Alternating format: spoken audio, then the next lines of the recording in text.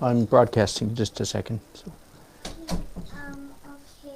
I was wondering if you do one of those. Oh, I did a shirt for Izzy, so now I do a shirt for everybody, don't I?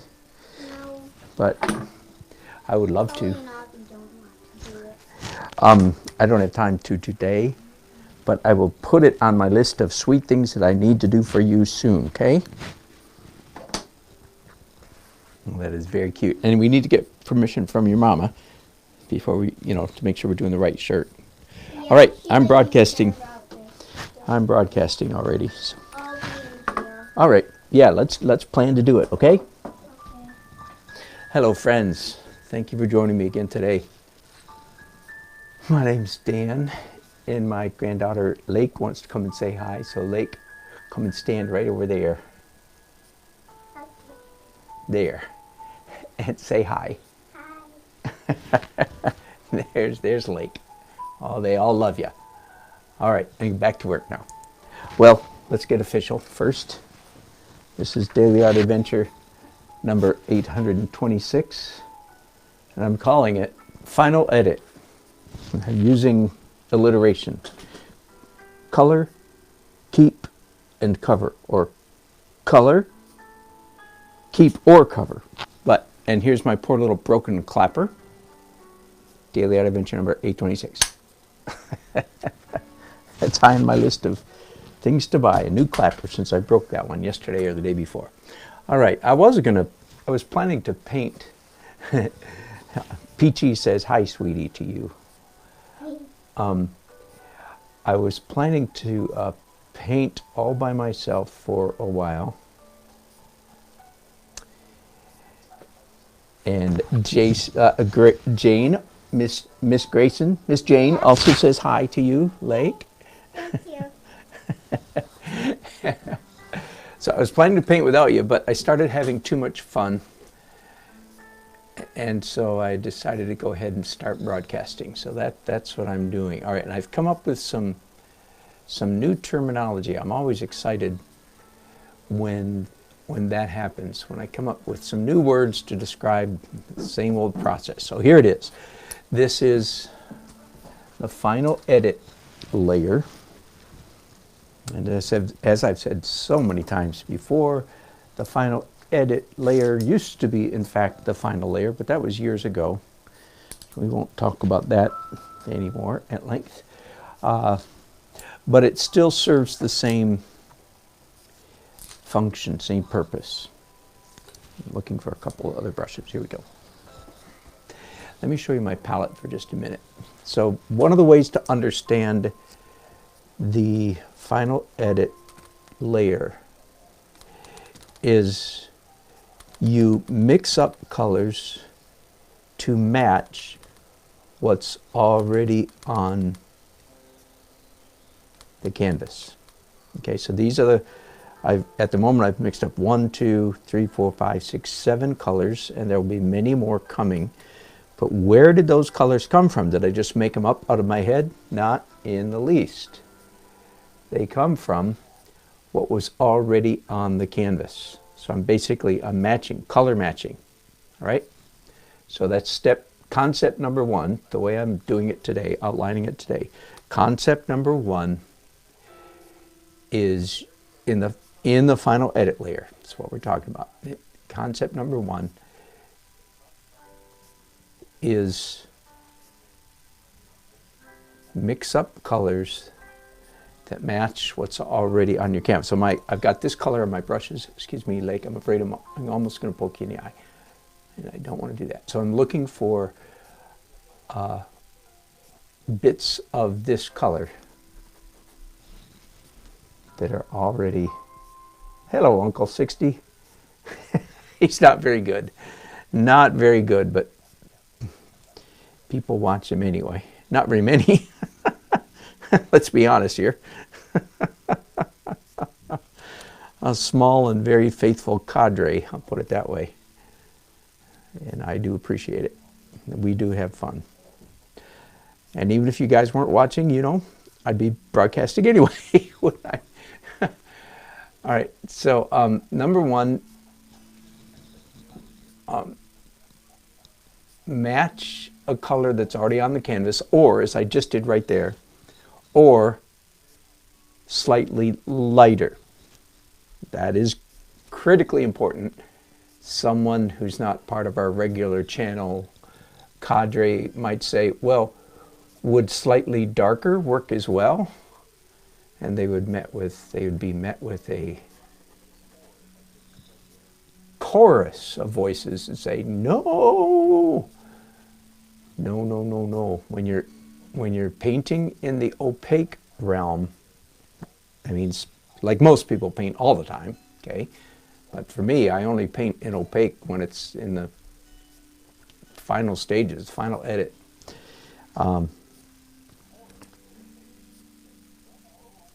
When you're painting in the opaque realm, you're always putting down lighter on the canvas, not darker. Why? Because human beings like to see light paint on top of dark paint. We do not enjoy, our eyes do not enjoy seeing dark paint on top of light paint. Right now I'm just scratching my usual practice, put something down and then rearrange it in some way. All right, so let's get back to my outline. Number one, match color. Number two, decide, looking at your canvas, decide which marks you want to keep and which marks you want to cover. So really, for the first time in the oil phase, in the oil stage, since we are using opaque, or really we would have to say, no, you may stop that. Since we're using opaque and nearly opaque colors, therefore we have the option of covering stuff up.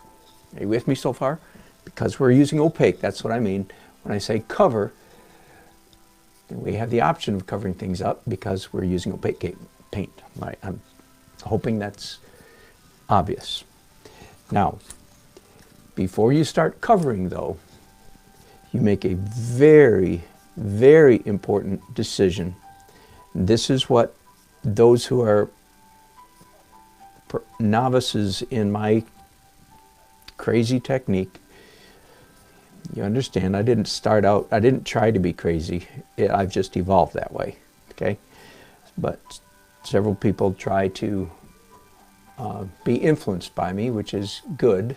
Be influenced by me until you're done that stage of your journey, and then go do your own thing, right? That's a good way to grow. Before you start covering up, you make the very important judgment about which marks you want to keep and which marks you want to cover. And this is important. What I'm about to say is important. Your judgment about what to keep and what to cover is based a tiny bit on, does the thing look like the thing, whatever it is you're rendering. Okay, so I'm only talking to realistic or representational artists. In other words, does this look like a car? That helps me determine what to keep and what to cover, all right? Because I want to make it look more like a car, and I've already done that. I did that before I started broadcasting. So that helps me decide a little bit what to keep and what to cover. Is it going to look like a car? But, big but coming, are you with me? More important in the keep or cover debate, it's an inner debate inside your head. Should probably call it, in the keep versus color discussion, there's something much more important than similitude or realism or Does it look like a thing? And that is, yes, but is it an interesting or a pleasant mark? That's very, very different from, does it look like the thing? Okay, so let me say them in order then. In the final edit layer, you're mixing up opaque colors, mixing to match what's already on the canvas.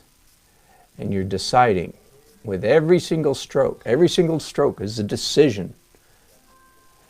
Do I want to keep or cover? Right? And that decision is based, number one, on the essence of the mark itself. Is it an interesting mark?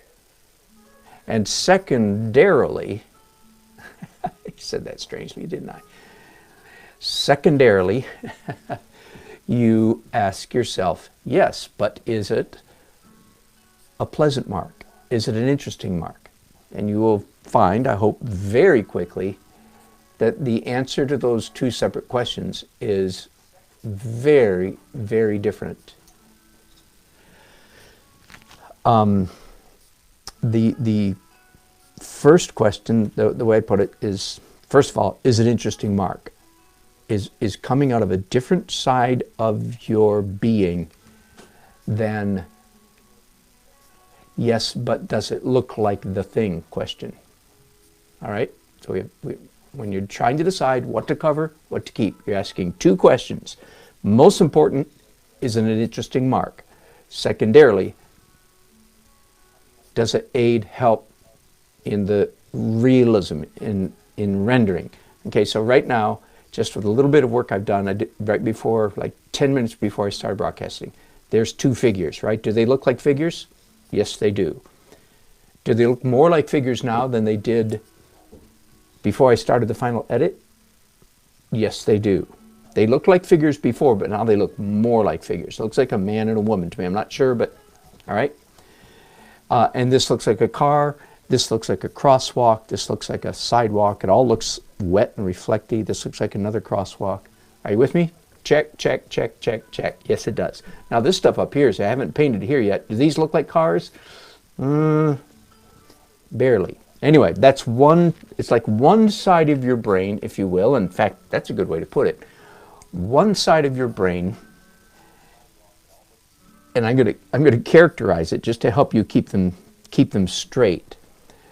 The adultish, grumpy, judging side of your brain. Forgive me, and that is the side that you need for painting. The grumpy, judging, adultish side of your brain is deciding, does it look like a thing? Right? That's the analytical, mathematic, linguistic, realistic, practical side of your brain is asking, is demanding, is insisting that stuff looks like stuff. All right? The other side of your brain, probably more akin to the right side of your brain, is not much at all interested in realism. It's interested in fun, it's childlike, innocent, easygoing, perhaps. The life of the party side of your personality. The visual side of your personality doesn't care all that much whether it looks like something. This innocent side of your brain is the side that says, ooh, look it, mommy, look it. Okay, you're 3-year-old. You're saying, ooh, and you can't pronounce your L's, so you say, yuk it, mommy, yuk it. Do you understand? That's that side of your brain. And between those two is the decisions are made. Keep it or cover it. Keep or cover. Keep or cover. And every single stroke is that debate is going on.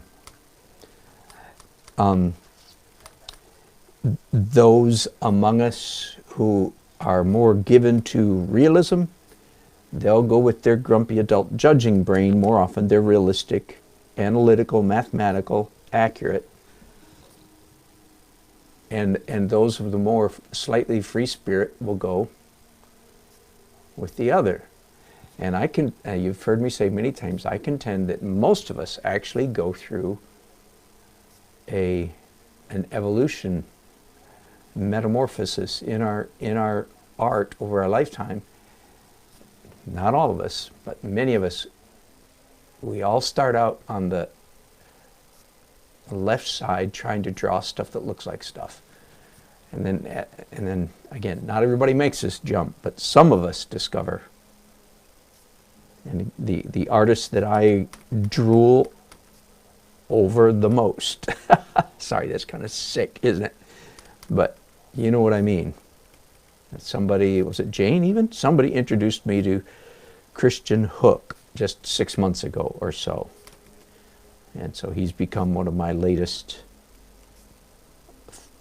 favorites, points of reference. Okay, let me try to focus on painting here a little bit.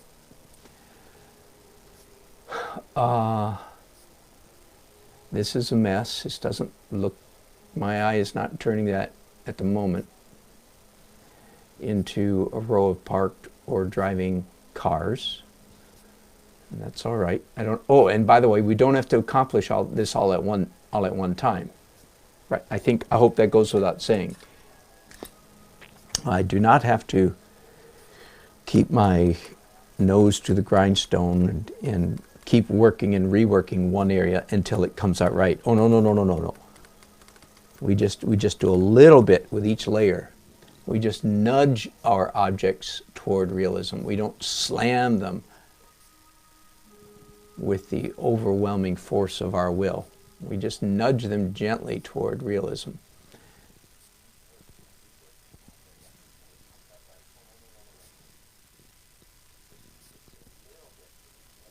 Now, there's several things that I'm taking, that I'm assuming here, and I haven't stated them, but I'll state them now. I said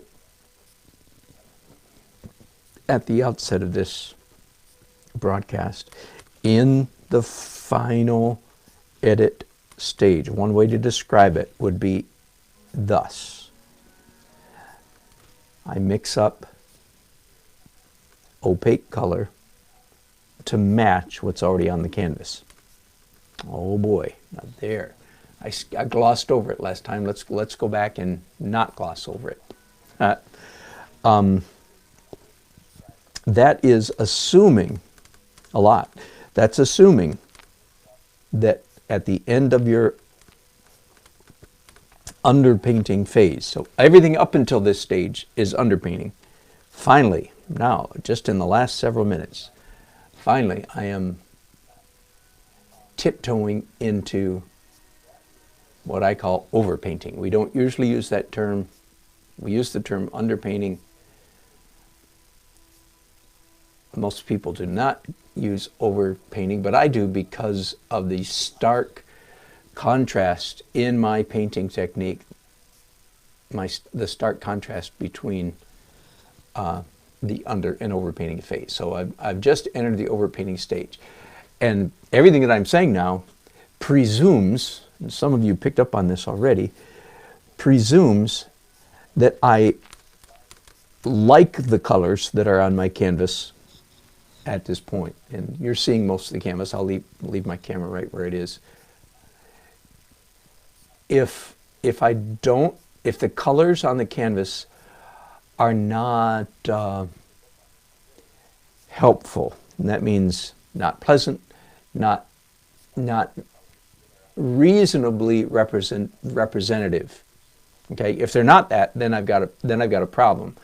Then I can't do this phase very well, because matching bad colors is going to result in more bad colors. You with me? So that was an unspoken assumption that I'm assuming that you understand that by the time we get to this point, and in my case that means about 6, 7 layers of acrylic, and then a layer of oil glaze, where I did significant color correcting in that oil glaze phase, right? And indeed, I have ended up in a place, in a color place in this painting that I'm finding quite attractive. And again, it was mostly that oil glaze. It was all the layers. We're building up to that, but to a pleasant landing in a pleasant place. Does that make sense?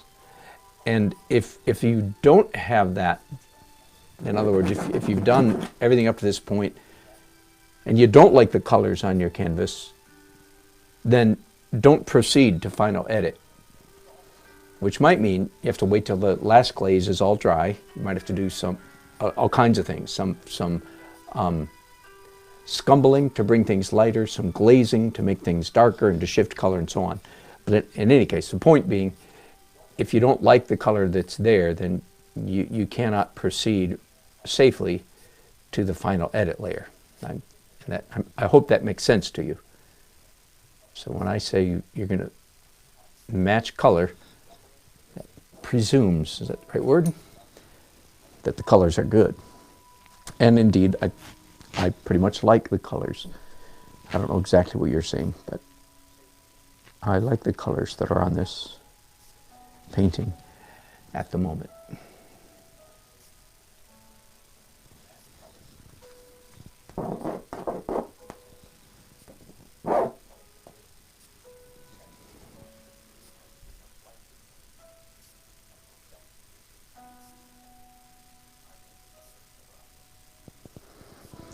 I'm sitting back and looking and thinking. And I am sitting down, which is a little bit unusual for painting. I usually stand up, but for some reason I just found myself in the mood to sit down. When I start working up high, I'll go back to standing up.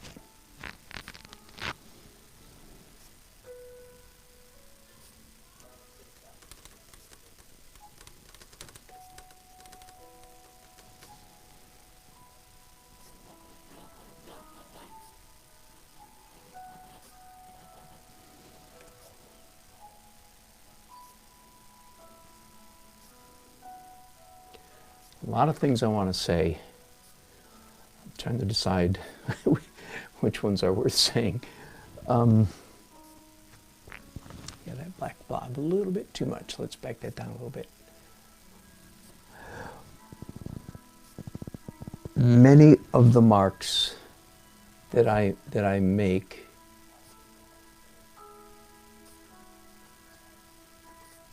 hang on a second. There's not quite enough room between these two cars. If I turn this car around so it's going that way, then this guy's taking this corner really wide and leaving too much room. If, on the other hand, this car is coming this way, he's too far. There's actually like 4 lanes of traffic here. 1, 2, 3, 4. 2 for parking and 2 for driving. And you guys, I know you don't care about that too much, but the owner or the person who's commissioning me for the painting knows the traffic pattern.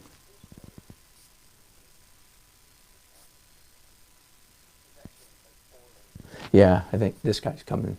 I'll stick with the original plan. This guy is coming toward us. This guy, the car is a guy. Male car.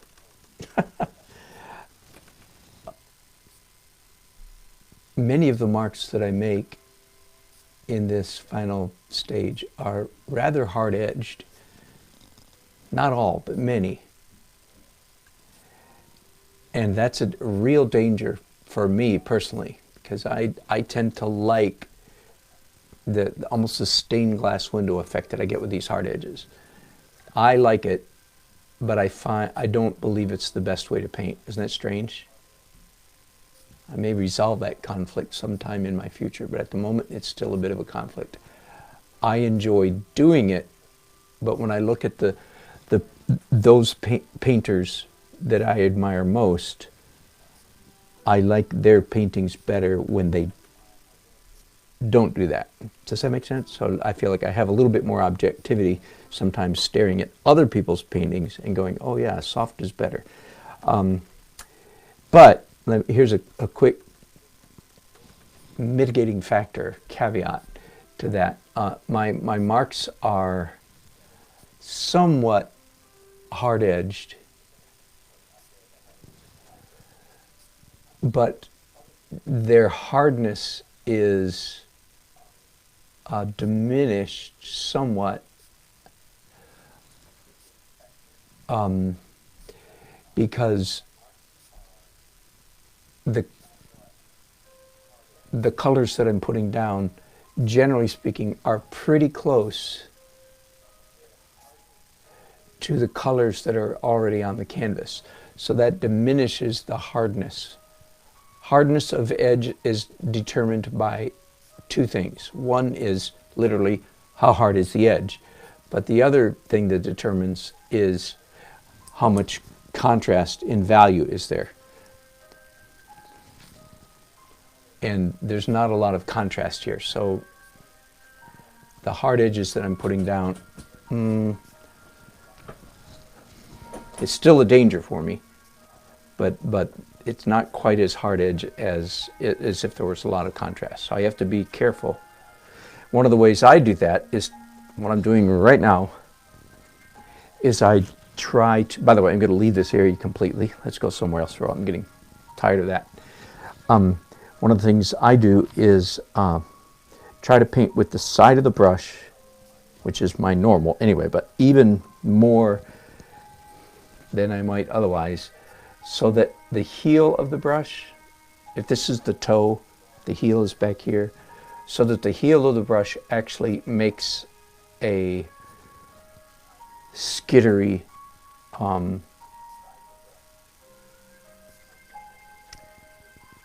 soft edge, a scumbling kind of edge. Does that make sense? Like that, this mark down here was made with the heel. And I don't like it either, so there we go. Now it's okay. Looking at the photograph yet again.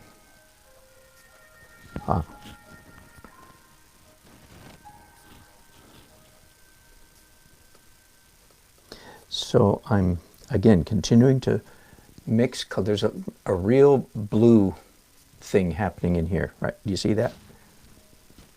So I am making the paint on my brushes bluer, picking up some ultramarine. Now, in my opinion, the blue that's here is also too blue. So that means I'm making a decision to cover, right?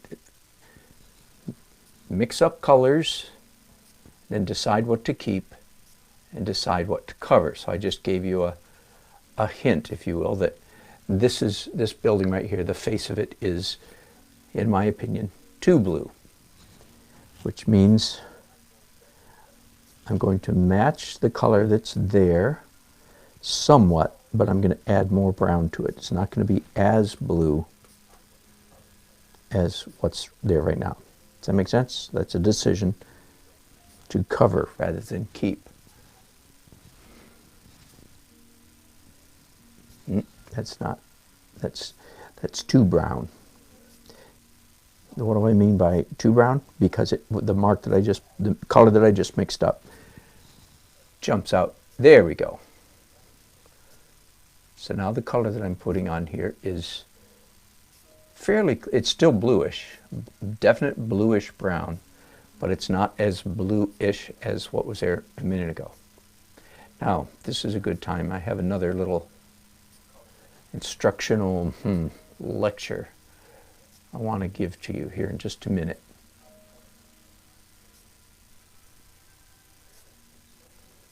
bear with me. Let me finish the face of this building just a little bit. All right, so now the blue, do you see, is still showing through where they're the blue, dark blue, or the two blue is the windows. And the lighter and grayer blue that I put around it is the wall between the windows.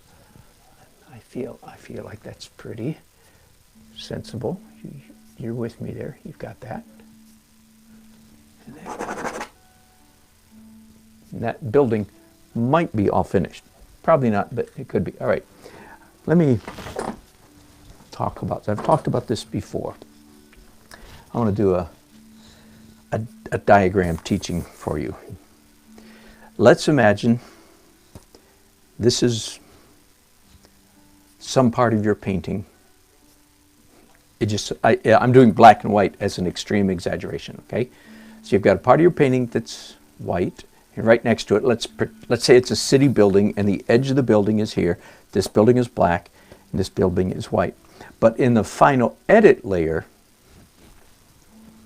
you realize, hang on, let me do something else here. In the final edit layer, you suddenly realize that the edge of the building needs to be moved, needs to be redrawn. All right? Hang on, I'll be back in a second. Here we go.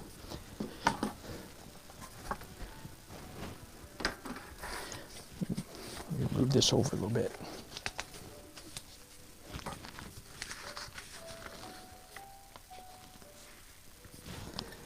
So let's just imagine, here's your sky, and here's your building, and suddenly, now in the final edit layer, you discover this line needs to be moved over, say 3/8 of an inch, or 1/4 of an inch, or 1/2 an inch. It has to move that way.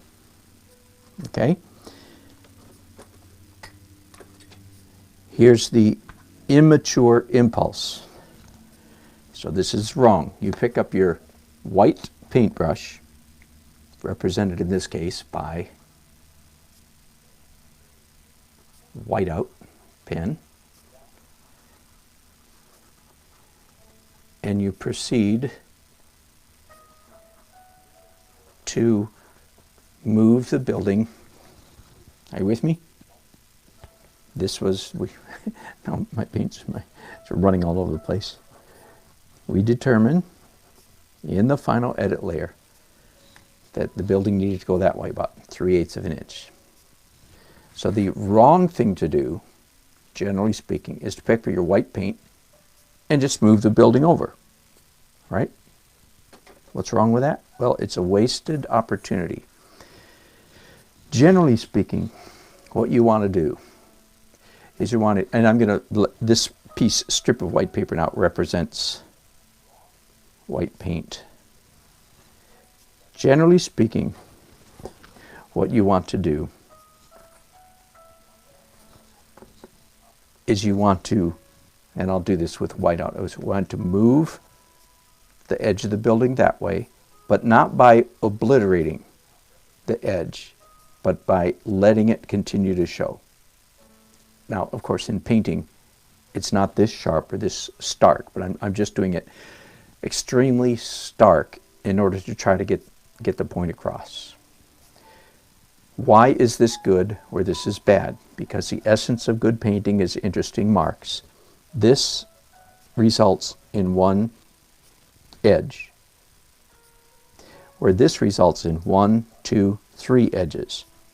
1, 2, 3. So this is far more interesting. And still the building feels like it's been moved over. Now this is a really stark, crazy example.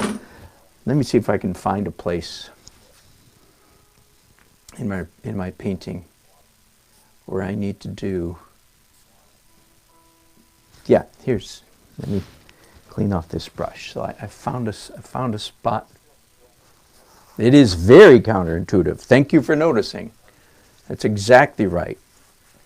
So many things in good painting are counterintuitive.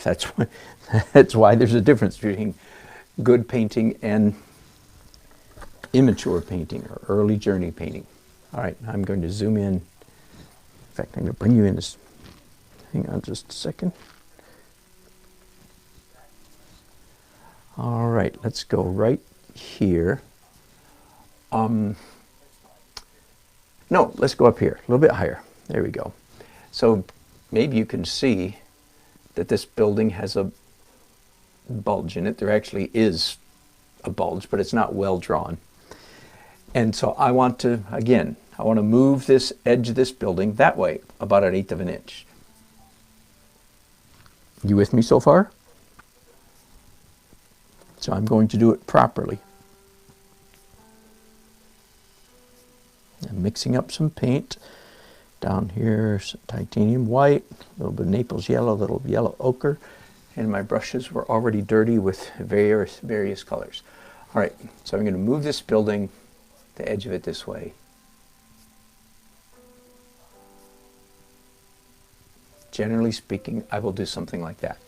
So can you see that there's still a sliver over there? I'm doing exactly what I described with the black and white paper. Now, of course, this is paint, so I'm not going to, I don't want razor sharp edges at all. So I'm dragging. Now, if it ends up looking like that's the edge of like a new building, and if I don't want it to look like that, then I'll keep scribbling until it doesn't feel that way anymore. But I will not, see this line out here? This is all the erroneous mark. And you can still see bits and pieces of it. Does that make sense? Now that I've got this color on my brushes, it needs to come out here. And now we're running into that tree, which is good. So I'm doing sky holes over here for the 4th or 5th time. And I'm not done yet. I'll be doing more sky holes in subsequent layers. That's a good how do you paint trees lesson. The answer is layers and layers and layers. I've got, do you see this top of this building right here? It has a little triangle hook on it. Whoa, sorry, hang on just a second. There we go. Do you see that right there? Not pleasant and not realistic. Again, so the early journey painter would wrongly obliterate that little false triangle. I have not. You could still see the point of it there. So that I end up with a building that is, I'm going to shorten the top of this building slightly. I end up with a building that is accurately rendered, so to speak, accurate enough for this painting. And yet I have interesting marks right there. The essence of good painting is making, or in this case, leaving interesting marks. Too much energy up here, too much busyness. So, all right, I'm going to back you up because I don't know where I'm going next.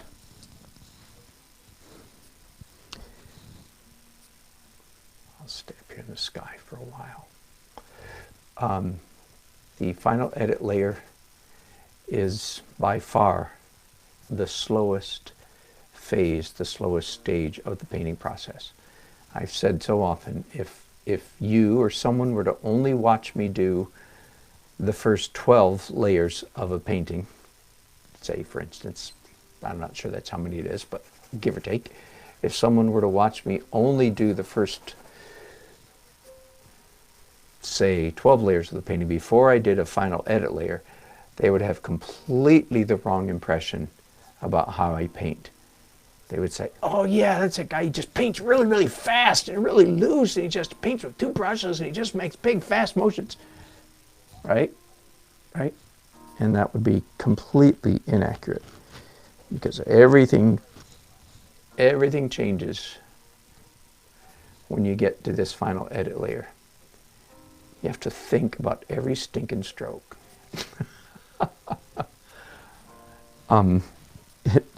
It does help if I try to paint fast, because it's real easy to get bogged down at this stage in this phase and get tight and slow and persnickety. God help us not to get persnickety.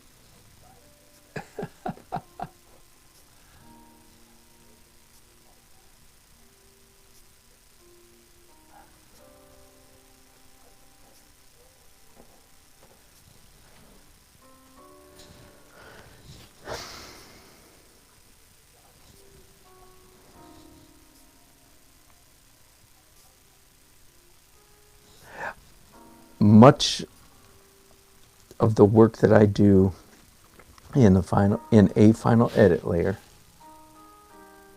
Hey, Lady Grammy, thanks for joining us for a while. Much of the work that I do in a final edit layer, it tends to be hard-edged. I've talked about that already.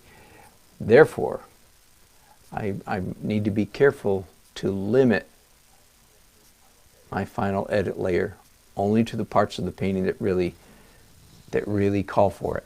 For instance, this part of the painting up here might be, I don't know yet, all finished. This over here might be all finished.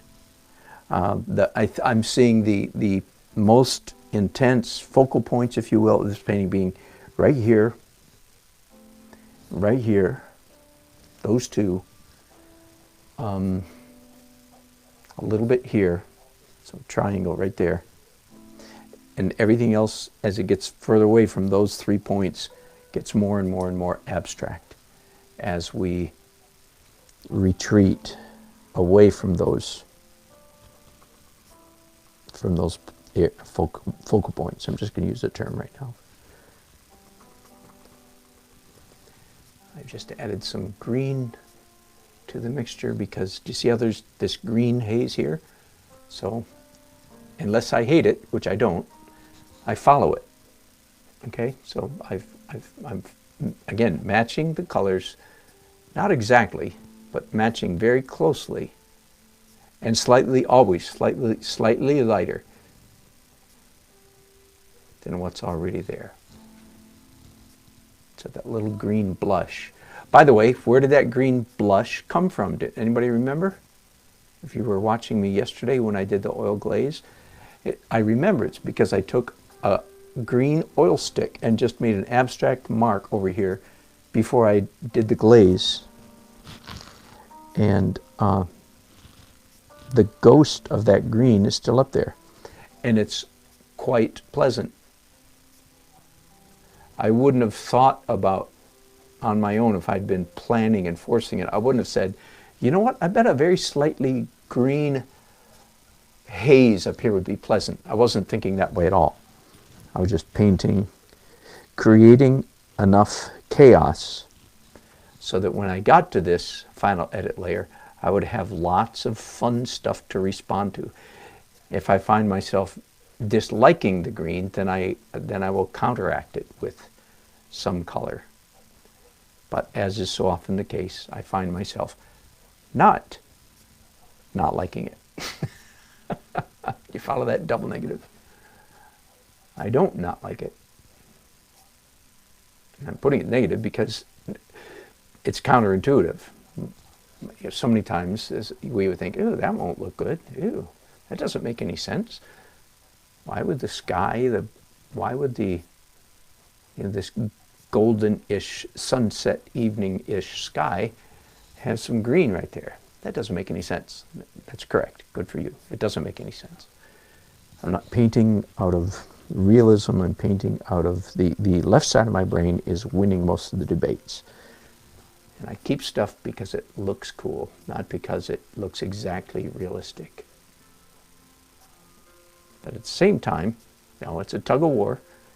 I do want this to look like a bare tree in the city.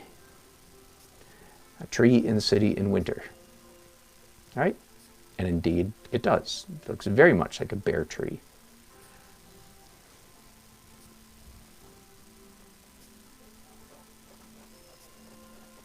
And yet it's not at all like, I usually use Bob Timberlake as my example of how not to paint trees. Even though he's way more famous, and I presume way more rich than I am from his artwork.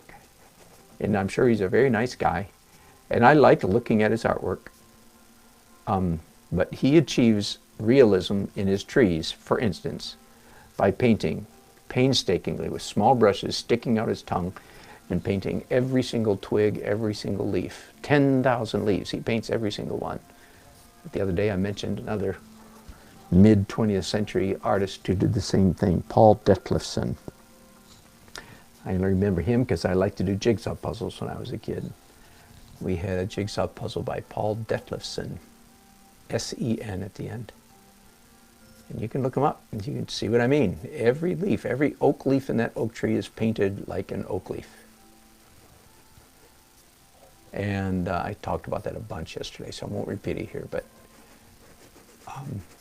human beings do, myself included, we do get a kick out of seeing things accurately rendered by hand, by human hand.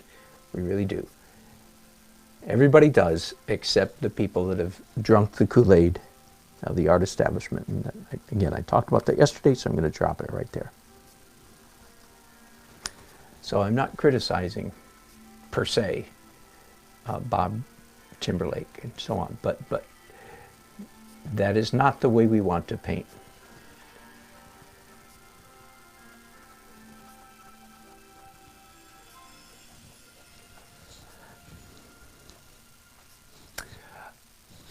Hang on just a second. Let me see if I can.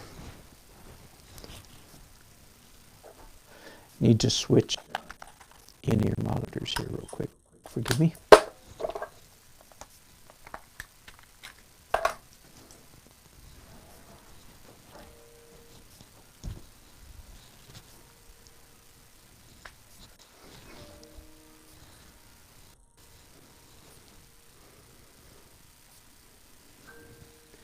All right, you know, I think I've about talked myself out today.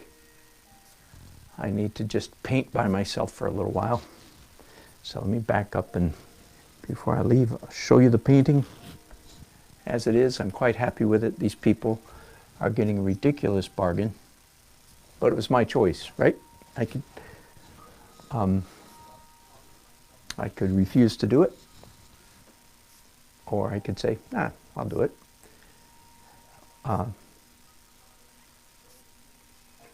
This painting is, every painting feels different, and this painting is indeed feeling somewhat different. Let me see if you get a better picture if I do this.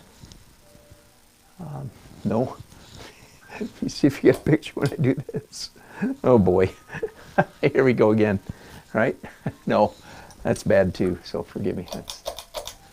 Sorry about the glare. It looks a lot better in person, believe me. I don't know if I'll paint tomorrow or not. If I do, I'll certainly broadcast. Okay, thanks for your company. I enjoy. Oh, hang on, sure. Let me look at your chats before I go, especially just in case anybody had some great questions that demand an answer.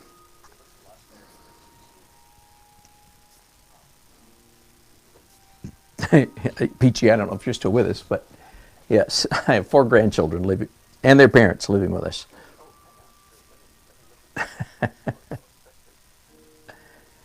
Ooh, Peachy, good observation. Very good. That's correct. Peachy says, I go from intense colors to subtle ones. Correct. Isn't that funny? So I paint very much like the old masters in that my underpainting is transparent and my overpainting is opaque. I paint the opposite of the old masters in that my underpainting is intense colors and my overpainting is subtle colors. And partly for that reason is why I've introduced in the last couple of years a new and separate broken color phase that actually re-infuses some surprises of color into this painting. That's a very good observation, Peachy. Thanks. Thanks for making that. Yeah, Michael's clearances. Yeah, Michael, you can get good when you get. Don't shop at Michael's unless they're having a sale. Then you can get some good stuff. Uncle, no, good question. He asked him. I posted several months ago my painting process steps 1 through 20. And no, I need to update that. Thanks for the reminder. I do. Hello, Nicholas. Good to have you with us. Don't know if you're still there. Jane, that was you. And just discovered 22 UK's Portrait Artist of the Year. Huh. That's where we found him, right? Thank you, Jane. We're talking about Christian Hook. I mean, you know, I feel like I'm kind of loose. Then I look at him and go, good grief, I'm as tight as a drum.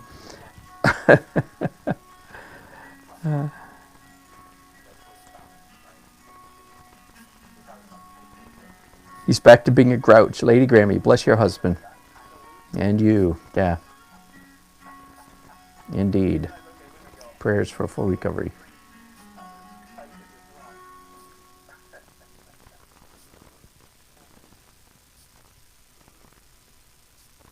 All right. Appreciate you all chipping in and chiming in. And as I said, if I start doing something spectacular that needs to be broadcasted, I will. But mostly I just have to keep my nose to the grindstone, just keep doing more of the same. Again, being careful the whole time not to paint too much and not to paint too much hard edges. That's my main caution. When I finish, so where am I going from here? Again, for those of you, as Uncle, I need to post a new list of my process.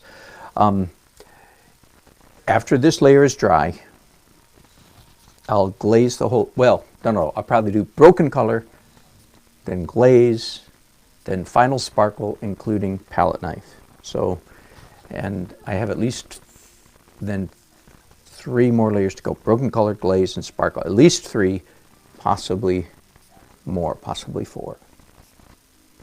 But it looks like a nice winter evening in downtown Raleigh. All right, thanks y'all. Bye-bye.